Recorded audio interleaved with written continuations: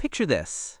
It's 1933, and the University of Connecticut is having an identity crisis. They're called the Aggies, short for agriculture. But there's just one problem.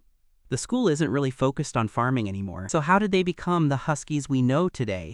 The answer involves a student vote, some creative campaigning, and a name that perfectly captured the spirit of a changing university.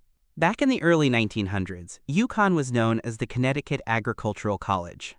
The Aggies name made perfect sense then. Students studied farming, animal husbandry, and rural life. But by the 1930s, things were different. The school had expanded into liberal arts, engineering, and other fields.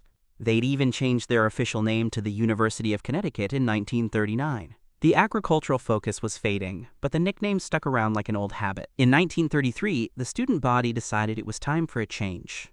They organized a campus-wide vote to choose a new nickname. Students could suggest anything they wanted. The options were wild and varied. Some proposed the Bulldogs.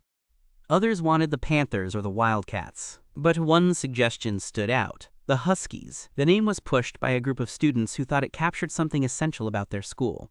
Huskies are tough, resilient, and built for endurance. They work well in packs and never give up. Sound familiar? That's exactly what these students saw in their fellow Connecticuters.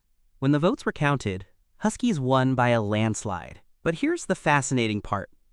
The name wasn't just about the dog breed. It was about attitude. These students wanted a mascot that represented grit, determination, and team spirit. They wanted something that said, "We're not just farmers anymore. We're fighters." The Husky embodied the blue-collar work ethic that Connecticut was famous for. It was perfect for a state known for its industrial strength and no-nonsense approach to getting things done. Today, nearly a century later, that student vote still defines UConn athletics. From basketball championships to soccer victories, the Huskies have lived up to their name. They've shown the same tenacity and pack mentality that those 1933 students envisioned.